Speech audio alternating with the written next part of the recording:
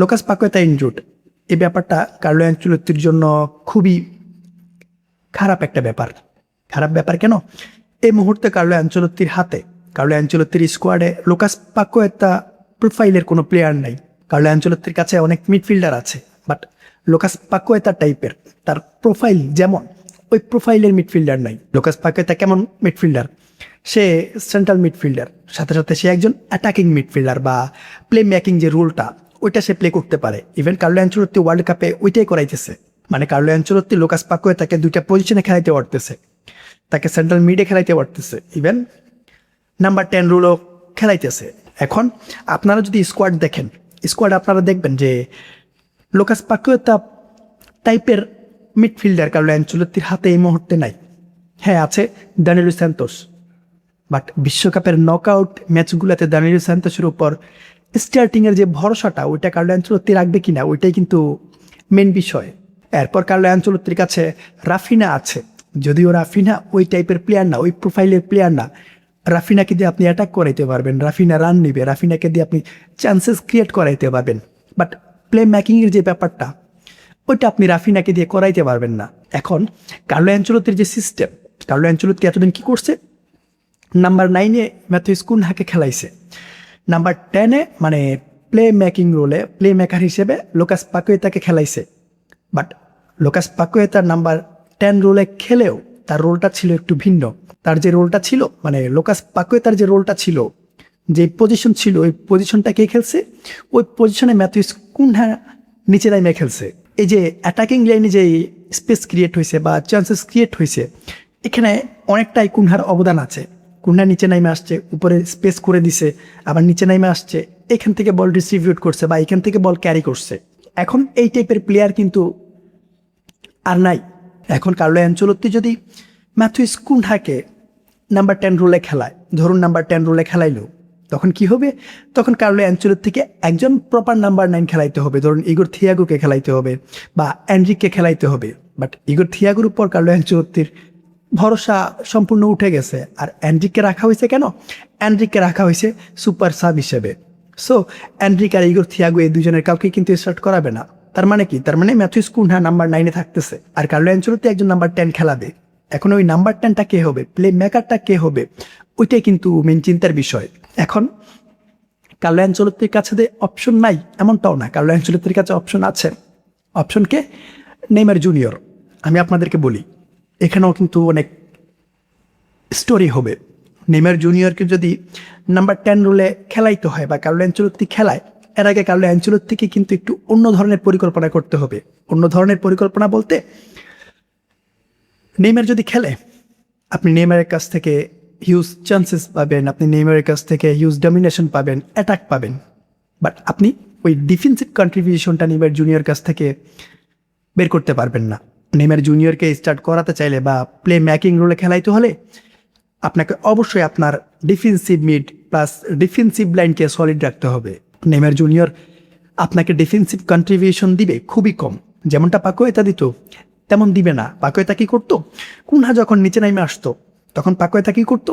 Paquetá track back করতো, Paquetá নিচে চলে আসতো, ব্রুনো গিমেরেস আর ক্যাজিমিরোর সাথে ডিফেন্সিভ মিডকে সলিড রাখতো বা ব্লক করতো, যেটা নেইমার জুনিয়র করবে না।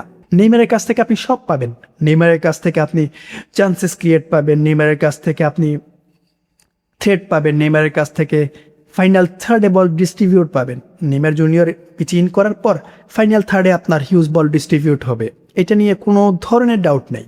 তবে এখানে স্টোরি একটাই, যদি নেইমার জুনিয়রকে নিয়ে পরিকল্পনা করে, নেইমার জুনিয়রকে স্টার্ট করায়, তাহলে কি করতে হবে? ডিফেন্সিভ লাইন এবং ডিফেন্সিভ মিডকে একদম সলিড করে ফেলতে হবে, যেন অপোনেন্ট মিড ব্রেক করে অ্যাটাকে যাইতেই না পারে। আর না হয় কার্লো অ্যানচেলত্তিকে কি করতে হবে? কার্লো অ্যানচেলত্তিকে তার ফরমেশন চেঞ্জ করতে হবে।